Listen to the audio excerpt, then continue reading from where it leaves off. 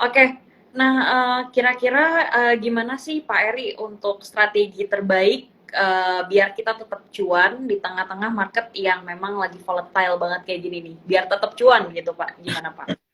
Nah, kalau tetap cuan sih susah ya jawabnya ya. Tapi kalau tetap tenang batinnya, tetap tetap konten gitu ya, tetap tenang, tetap bisa tidur. Nah, itu banyak ya, banyak caranya. Tapi kalau untuk tetap untung eh, agak susah gitu ya. Karena kan market itu dinamis ya. Pasti bisa naik turun, volatile. Kalau yang baru invest misalkan atau yang baru atau pas sempat investnya lagi agak tinggi kan pasti sekarang mungkin lagi tertekan ya under pressure. Tapi kan nggak masalah kalau teman-teman di Ajaib punya strategi investasi jangka panjang, punya perencanaan keuangan yang masih nanti gitu ya. Jadi walaupun lagi rugi di atas kertas, kita tetap tenang, kita tetap bisa tidur, kita tetap bisa jalanin kehidupan kita sehari-hari. Malah yang ada kita tambah investasi kita kalau dapat bonus THR ataupun gaji untuk membeli indeks di harga yang lebih murah. Jadi nanti pada saat sentimen itu membaik, ada yang sudah untung, ada yang baru balik modal, tapi ada juga yang sudah untung gitu ya. Jadi eh, ini menjadi suatu rangkaian kegiatan yang panjang gitu ya. Nggak cuma bicara hari ini, tapi kemarin-kemarin dan besok-besok gitu ya. Kalau saya sih selalu melihat Rick kemarin 7.300 loh, sekarang 6.600. Saya selalu menganggap ini namanya second chance. Ya, jadi jangan ditakut-takut, nggak usah perlu takut lagi, namanya second chance.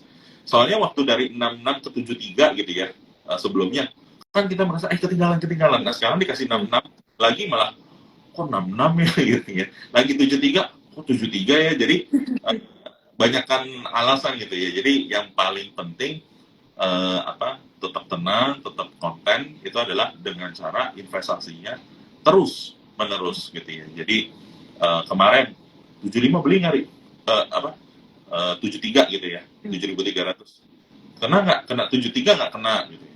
7.000 kena nggak kena, tapi 6.000 kena nggak kena. Jadi semua posisi kena. Jadi sekarang ya tenang-tenang aja. Ada yang rugi, ada yang untung.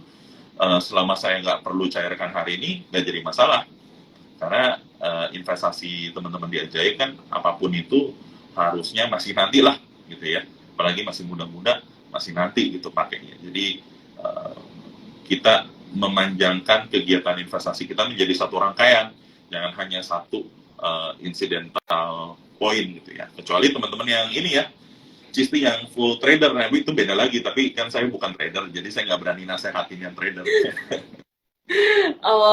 Oke, wah thank you banget nih Pak Eri buat jawabannya sama tips tadi ya strateginya. Kira-kira kalau kita bicara investasi saat ini nih Pak Eri, khususnya investasi reksadana ya. Jadi tuh terbaiknya itu ke reksadana jenis apa sih Pak Eri untuk market yang lagi kayak gini nih, yang volatile, high volatile gitu? Yes. Nah, jadi balik tergantung sama risk profile. Risk profile yang berbeda, kondisi saat ini bisa menjadi rekomendasi yang berbeda-beda. Buat yang agresif, mungkin sekarang time to play with risky asset gitu ya. Kalau yang agresif, kenapa? Karena volatile. Jadi bisa dapat kesempatan dalam jangka pendek. Tapi bagi yang konservatif, karena volatile, mungkin avoid the risky market gitu ya. Menghindari aset beresiko gitu ya. Jadi sangat tergantung risk profile-nya. Nah, cuman mungkin saya pengen cerita sedikit aja, singkat aja, outlook dari masing-masing jenis reksadana ya. Jadi kalau reksadana pasar uang, of course sekarang lagi honeymoon ya, bunga lagi di atas gitu ya. Jadi ini lagi honeymoon period lah, money market fund. Terus kalau fixed income juga lagi honeymoon. Kenapa? Karena diperkirakan bunga tidak naik lagi. Jadi kedepannya bisanya turun gitu ya. Jadi itu ada honeymoon period juga di situ. Equity yang sedikit lebih challenging ya. Betul lagi challenging, tapi tergantung. Kalau investor konservatif lihatnya challenging, investor agresif lihatnya mungkin opportunity. Karena kemarin nggak sempat beli di 7.000, nggak sempat beli di 7.300, sekarang dikasih 6.600 gitu ya. Itu bisa jadi opportunity. Jadi balik lagi ke risk profile dari masing-masing investor. Bagi saya yang penting teman-teman khususnya yang agresif ya, karena kalau yang konservatif mungkin nggak terlalu banyak uh, jebakan Batman-nya untuk jangka pendek ini, tapi kalau untuk yang agresif itu ya mungkin dipertahankan masuk bertahapnya sih. Ya, karena kita tidak bisa tebak posisi market itu kedepannya itu seperti apa, ya. Uh, Trader-trader yang jago, investor-investor yang jago, itu kan sebenarnya mereka bukan hoki ya, tapi saya bilangnya mereka punya uang, masih punya uang di berbagai kondisi waktu dan punya nyali, gitu aja. Ya bukan hoki sebenarnya. Ya kalau hoki kan maksudnya random ya, random of act gitu ya. Jadi kan yang bisa beli di Batam juga kalau ditanya emang tahu Batam enggak gitu ya. Cuma pas di situ masih ada duit, masih ada nyali ya masuk gitu kan. Jadi prinsipnya sih sebenarnya seperti itu gitu ya. Nah kalau kita gerasa gerusu gitu ya, punya uang 100 rupiah misalkan, market turun sedikit langsung masukin semuanya, atau naik sedikit, oh saya mau kejar masuk semuanya, ya, sudah selesai, sisanya jadi penonton. Jadi dollar cost averaging sebasi apapun, semembosankan apapun terdengar, it's still the best tips untuk investasi bagi siapapun gitu ya. Nah kalau jenisnya tadi sih setiap orang mungkin beda-beda. Ada yang agresif tapi butuhnya dana darurat ya, jadinya money market juga sih gitu. Jadi sangat tergantung.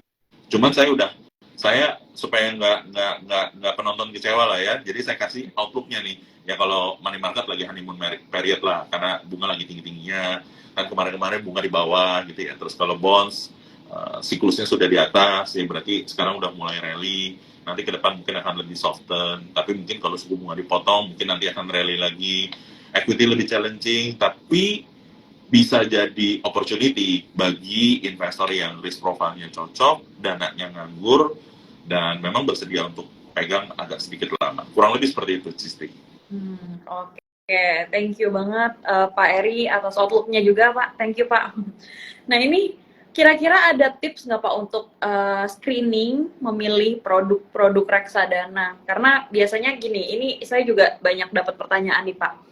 Kalau kita menganalisa saham kan kita bisa lihat mungkin dari fundamentalnya gitu ya, rasio-rasio keuangan. Kemudian juga mungkin teman-teman yang udah sedikit punya pengetahuan tentang analisa teknikal bisa lihat momentum dari teknikalnya gitu ya. Nah, tapi kalau reksadana sendiri nih Pak, untuk screening produk-produk reksadana yang terbaik, apakah cukup hanya melihat performa returnnya aja atau ada lagi nggak sih Pak indikator lain yang bisa kita pertimbangkan? Yes, ya saya mencoba objektif ya, karena saya dari Batavia pasti saya bilang screening lah produk Batavia gitu. As an investor ya, maksudnya saya mengerti, saya yang kerja di manajer investasi aja itu bukan yang paling tahu, bukan yang bisa menebak market, bukan juga bisa memilih fund terbaik gitu. Itu juga saya nggak bisa gitu. Jadi saya kebayang kalau teman-teman yang masih kuliah, masih kerjanya bukan di investasi, terus harus milih sendiri gitu ya. Jadi itu memang pasti ada suatu kesulitan tersendiri sih. Nah yang paling penting buat saya sebelum pilih reksadana itu adalah pilih manajer investasinya dulu. Jadi kalau manajer investasi itu siapa? Kalau reksadana, produk reksadana itu apa? Jadi sebelum kita pilih apa, kita pilih siapanya dulu gitu ya. Jadi siapa yang kita percaya. Ini kan reksadana semuanya itu jualan pengelola. Jadi yang dijual itu pengelolanya, ya, selain daripada produknya. Tapi kan yang saya beli reksadananya, yang bisa saya baca reksadananya, isinya yang penting itu. Tapi kan yang kita harus pahami adalah isinya itu siapa yang milih gitu kan orang. Nah, jadi manajer investasi itu nomor satu yang dipilih. Nah setelah manajer investasi baru reksadananya. Nah, bagaimana memilih manajer investasi? Nah, ini susah-susah gampang gitu ya, menentukan kriterianya. Karena di Indonesia, manajer investasi belum ada rating-ratingannya, belum ada stempel-stempelannya gitu ya. Jadi ya mungkin teman-teman minimal harus buka websitenya gitu ya. Memang sih zaman sekarang bukanya semua IG ya, tapi lebih lengkap itu di website. Ya. Nggak mungkin di IG itu dijelaskan company profile, sejarah dirinya, CEO-nya siapa, direkturnya siapa, itu pasti adanya di website. Jadi ya harus buka website sih, itu yang pertama. Lihat orang-orangnya, background-nya gitu ya. Ada yang aneh-aneh nggak, pernah ada kasus atau enggak. Kalau ada kasus langsung nggak boleh invest ya, nggak juga sih. Ya cari tahu dulu juga kasusnya apa gitu kan ya. Karena bisa aja sih semua kena kasus, tapi kita harus lihat kasusnya apa gitu ya. Terus baru atau udah lama gitu ya. Tapi kalau udah lama juga dicari tahu, udah lama tapi tukang tipu kan nggak track recordnya udah lama tapi track recordnya jelek misalkan, itu kan something yang kita nggak mau juga. Sorry, mohon maaf tadi keceplosan.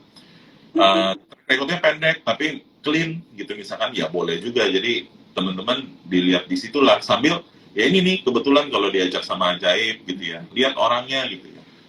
Logis nggak ngomongnya, masuk akal nggak, tampangnya penjahat atau enggak gitu ya. Itu ya saya rasa sih itu yang pertama ya yang dinilai gitu. Nanti baru turun ke strategi produknya. Nah, kalau produk kinerja, boleh nggak dijadiin patokan? Boleh. Namanya kita jualan investasi, kalau nggak lihat performance, terus lihat apa lagi?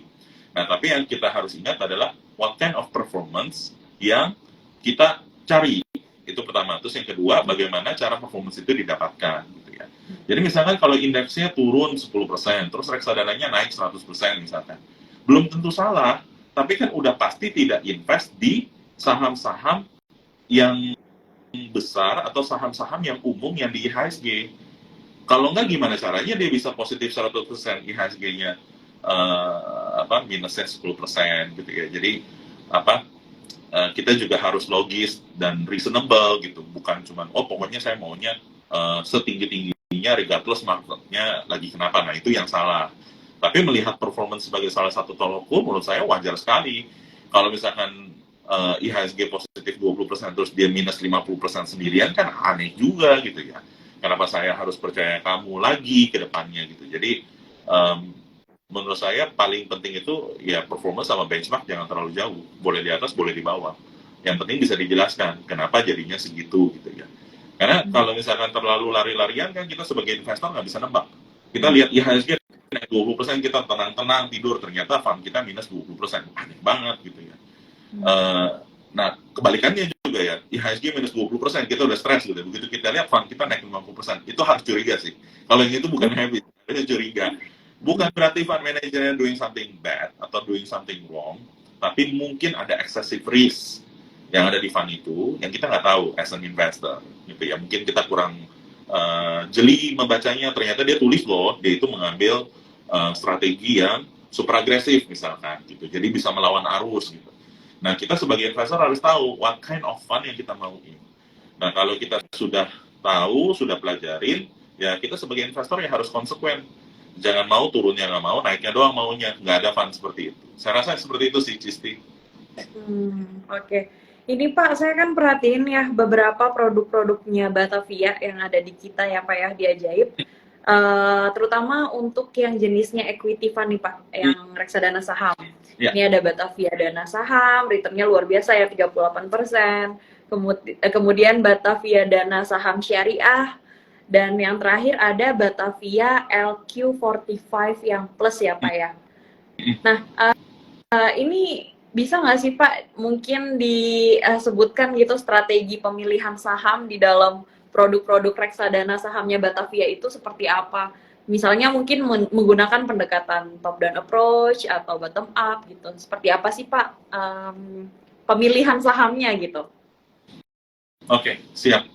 Thank you Cisti. Jadi bagi saya yang ya performance itu didikte oleh strategi ya. Jadi strategi itu yang menentukan performance. Jadi kalau misalkan kita strateginya konservatif ya hasilnya pasti konservatif. Kalau kita strateginya agresif pasti hasilnya juga agresif. Jadi strategi itu penting dan strategi itu decision dari orangnya gitu ya. Nah kalau kita lihat kinerja reksadana kita sesuai dengan strateginya masing-masing, nggak jelek, bukan paling tinggi sih. Saya jujur aja bukan yang paling tinggi karena bukan itu juga yang kita cari. Tapi bukan yang paling rendah juga harusnya karena memang kita pengen bikin seperti itu posisinya.